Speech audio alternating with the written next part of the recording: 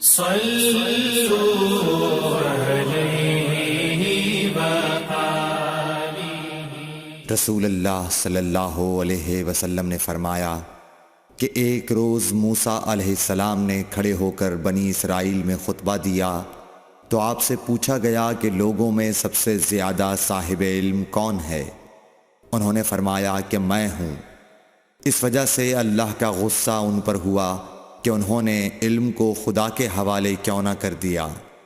تب اللہ نے ان کی طرف وحی بھیجی کہ میرے بندوں میں سے ایک بندہ دریاؤں کے سنگم پر ہے جہاں فارس اور روم کے سمندر ملتے ہیں، وہ تجھ سے زیادہ عالم ہے۔ موسیٰ علیہ السلام نے کہا کہ اے پروردگار، میری ان سے ملاقات کیسے ہو؟ حکم ہوا کہ ایک مچھلی زنبیل میں رکھ لو، پھر جہاں تم اس مچھلی کو گم کر دو گے تو وہ بندہ تمہیں وہیں ملے گا۔ تب موسیٰ علیہ السلام چلے اور ساتھ اپنے خادم یوشع بن نون کو لے لیا اور انہوں نے زنبیل میں مچھلی رکھ لی۔ جب ایک پتھر کے پاس پہنچے، دونوں اپنے سر اس پر رکھ کر سو گئے اور مچھلی زنبیل سے نکل کر دریا میں اپنی راہ بناتی چلی گئی۔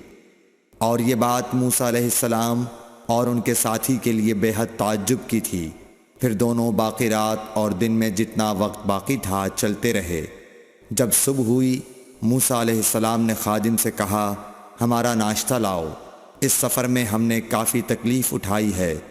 اور موسیٰ علیہ السلام بالکل نہیں تھکے تھے، مگر جب اس جگہ سے آگے نکل گئے جہاں تک انہیں جانے کا حکم ملا تھا، تب ان کے خادم نے کہا کہ کیا آپ نے دیکھا تھا کہ جب ہم صخرہ کے پاس ٹھہرے تھے تو میں مچھلی کا ذکر بھول گیا؟ بقول بعض صخرہ کے نیچے آب حیات تھا، وہ اس مچھلی پر پڑا اور وہ زندہ ہو کر بقدرت الہی دریا میں چل دی۔ یہ سن کر موسیٰ علیہ السلام بولے کہ یہ ہی وہ جگہ ہے جس کی ہمیں تلاش تھی، تو وہ پچھلے پاؤں واپس ہو گئے۔ جب پتھر تک پہنچے تو دیکھا کہ ایک شخص کپڑا اوڑھے ہوئے موجود ہے۔ موسیٰ علیہ السلام نے انہیں سلام کیا۔ خضر نے کہا کہ تمہاری سرزمین میں سلام کہاں؟ پھر موسیٰ علیہ السلام نے کہا کہ میں موسیٰ ہوں۔ خضر بولے کہ بنی اسرائیل کے موسیٰ؟ انہوں نے جواب دیا ہاں۔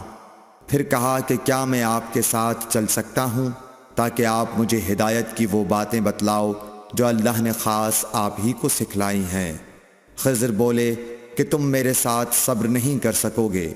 اے موسیٰ، مجھے اللہ نے ایسا علم دیا ہے جسے تم نہیں جانتے، اور تم کو جو علم دیا ہے اسے میں نہیں جانتا۔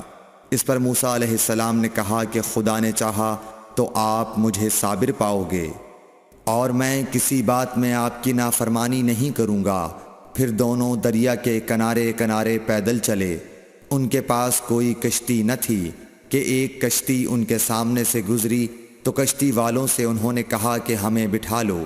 خضر کو انہوں نے پہچان لیا اور بغیر کرائے کے سوار کر لیا۔ اتنے میں ایک چڑیا آئی اور کشتی کے کنارے پر بیٹھ گئی۔ پھر سمندر میں اس نے ایک یا دو چونچیں ماری۔ اسے دیکھ کر خضر بولے کہ اے موسیٰ، میرے اور تمہارے علم نے اللہ کے علم میں سے اتنا ہی کم کیا ہوگا جتنا اس چڑیا نے سمندر کے پانی سے۔ پھر خضر نے کشتی کے تختوں میں سے ایک تختہ نکال ڈالا۔ موسیٰ علیہ السلام نے کہا کہ ان لوگوں نے تو ہمیں کرایہ لیے بغیر مفت میں سوار کیا، اور آپ نے ان کی کشتی کی لکڑی اکھاڑ ڈالی تاکہ یہ ڈوب جائیں۔